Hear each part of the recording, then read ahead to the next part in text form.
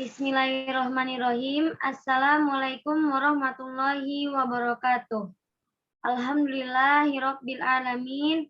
Segala puji bagi Allah Tuhan semesta alam. Salawat serta salam mari sama-sama kita panjatkan kepada junjungan Nabi besar kita Nabi Muhammad SAW. Yang terhormat Bapak dosen kita Bapak Muhammad Ghazali MESY, dan yang saya sayangi teman-teman pariwisata syariah yang telah mengikuti pembelajaran hari ini. Di sini saya kelompok 9 yang beranggotakan saya sendiri, Ana Hauratul Ulum, sebagai moderator, dan dua rekan saya yang bernama Elma dan Triana Ayu Marcella. Di sini saya akan mempresentasikan tentang teori penetapan harga. Langsung saja untuk pemateri yang pertama yang akan disampaikan oleh Saudari Triana Ayu Marcella. Kepadanya saya persilakan tempat dan waktu. Baik, moderator, terima kasih. Pengertian harga. Menurut Philip Kotler, harga adalah salah satu unsur bauran pemasaran yang menghasilkan pendapatan. Unsur-unsur lainnya menghasilkan biaya. Harga adalah unsur bauran pemasaran yang paling mudah disesuaikan. Ciri-ciri produk, saluran, bahkan promosi membutuhkan lebih banyak waktu.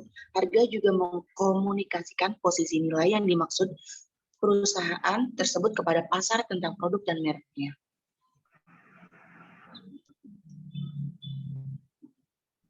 Dapat dijelaskan dari pengertian tersebut bahwa unsur-unsur bauran pemasaran yang dimaksud adalah harga, produk, saluran, dan promosi, atau biasa dikenal dengan istilah 4P. Menurut Fadli Tono mengatakan bahwa agar dapat sukses dalam memasarkan sesuatu barang atau jasa, setiap perusahaan harus menetapkan harganya secara tepat. Harga merupakan satu-satunya unsur bauran pemasaran yang memberikan pemasukan atau pendapatan bagi perusahaan. Sedangkan ketiga unsur lainnya, produk, distribusi, promosi, menyebabkan timbulnya biaya pengeluaran. Menurut Profesor Dr. Haji Bukhari Alma mengatakan bahwa dalam teori ekonomi, pengertian harga, nilai, dan utility merupakan konsep yang paling berhubungan. Yang dimaksud dengan utility ialah suatu atribut yang melekat pada suatu barang yang memungkinkan barang tersebut dapat memenuhi kebutuhan, keinginan, dan memuaskan konsumen. Value adalah nilai produk suatu produk untuk ditukarkan dengan produk lain. Nilai ini dapat dilihat dalam situasi barter, yaitu pertukaran antara barang dan barang. Sekarang ini ekonomi tidak melakukan barter lagi, akan tetapi sudah menggunakan uang sebagai tukar ukuran yang disebut harga. Jadi harga atau price adalah nilai suatu barang yang dinyatakan dengan uang tersebut, memberikan arti bahwa harga merupakan sejumlah uang yang digunakan untuk menilai dan mendapatkan produk maupun jasa yang dibutuhkan oleh konsumen. Menurut Dr. Andes Basu Swasta, DHMBA, dan Dr. Andes Irawan MBA, harga adalah jumlah uang ditambah beberapa produk atau mungkin yang dibutuhkan untuk mendapatkan sejumlah kombinasi dari produk dan pelayanannya. Dapat dipahami dari pengertian tersebut bahwa harga yang dibayar oleh pembeli sudah terkandung di dalamnya jasa pelayanan yang diberikan oleh penjual. Baik, kemudian ada konsep harga dalam Islam.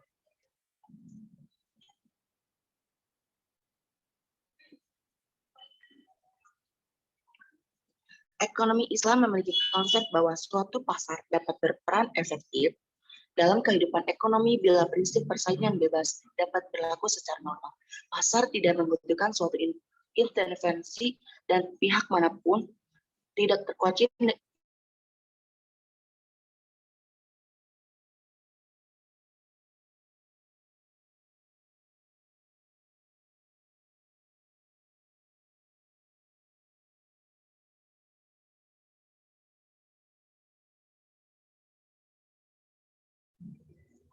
mekanisme pasar pada intinya adalah mekanisme harga. Turun dan naiknya harga sebagai akibat dari suatu dinamika permintaan dan penawaran. Dan pihak-pihak terkait suatu permintaan dan penawaran adalah suatu komoditas pasar. Bila sesuatu permintaan terjadi secara alami dan normal, maka suatu kegiatan pasar akan berjalan stabil dan kondusif. Tetapi sebaliknya, bila pasar berjalan tidak normal dan penuh rekayasa, maka pasar akan rusak. Teori permintaan menerangkan karakter dan sifat permintaan para pembeli terhadap suatu barang dan jasa. Sedangkan teori penawaran menjelaskan keterangan penjual dan menawarkan barang dan jasa yang akan diperjualbelikan. Ilmu ekonomi konvensional menjelaskan hukum permintaan adalah merupakan suatu hipotesis yang menyatakan bahwa semakin rendah suatu harga barang, maka semakin banyak permintaan terhadap barang tersebut. Sebaliknya, semakin tinggi harga barang, maka akan semakin sedikit terhadap barang tersebut.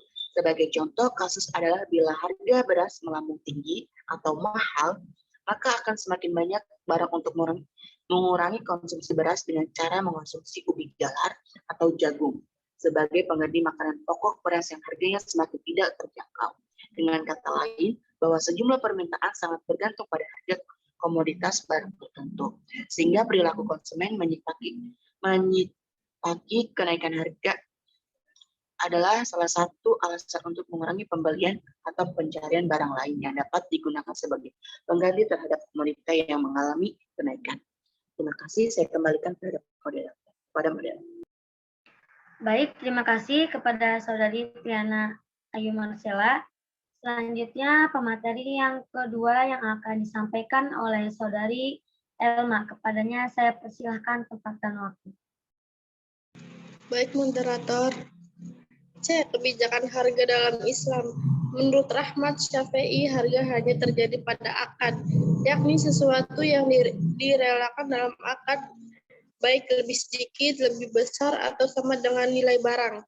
Biasanya, harga dijadikan penukar barang yang diridai oleh kedua pihak yang akad. Dari pengertian tersebut, dapat dijelaskan bahwa harga merupakan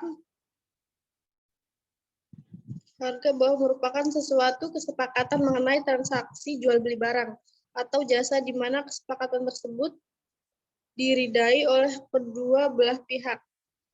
Menurut Ibnu Taimiyah yang dikutip oleh Yusuf Qaradawi, penutupan harga mempunyai dua bentuk, ada yang boleh dan ada yang haram. Tasyir, ada yang salim, itulah yang diharamkan, dan ada yang adil, itulah yang dibolehkan. Menurut Qaradawi, jika pedagang menahan suatu barang, sementara pembeli membutuhkan dengan maksud agar pembeli mau membelinya, dengan harga 2 kali lipat harga pertama. Dari definisi tersebut, dijelaskan bahwa yang menentukan harga adalah pemerintahan produk atau jasa oleh para pembeli dan pemasaran produk atau jasa dari para pengusaha atau pedagang. Oleh karena jumlah pembeli adalah banyak, maka permintaan tersebut dinamakan permintaan pasar.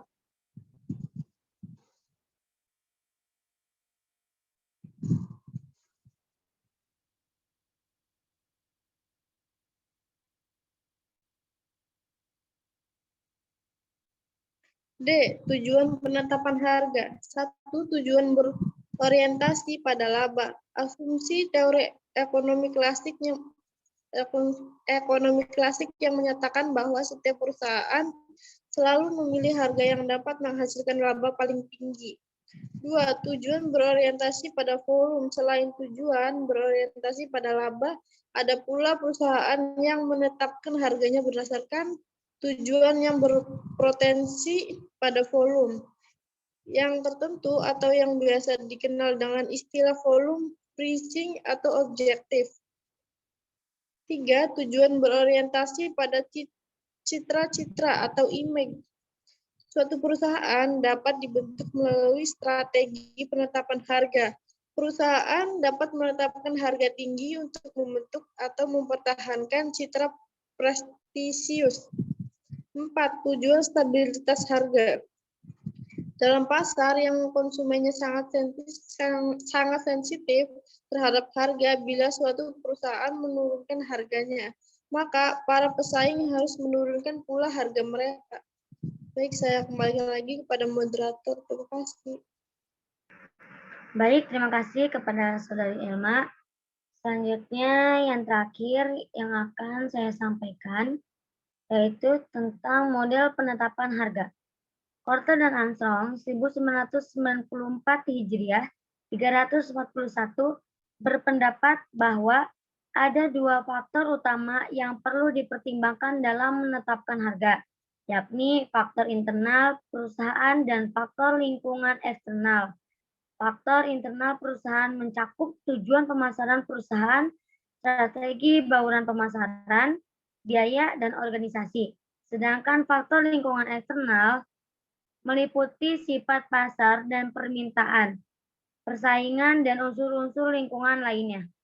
Sejalan dengan teori Korte dan Armstrong tersebut, Harper W. Burt, Jr. dan Orford Y. Walker, Jr. 1982 mengajukan suatu model pengembalian keputusan secara bertahap untuk penetapan harga dengan mempertimbangkan berbagai faktor internal perusahaan dan lingkungan eksternal. Dalam model tersebut dibahas 1. Berbagai pengaruh dan kendala yang perlu diperhitungkan dalam penetapan harga.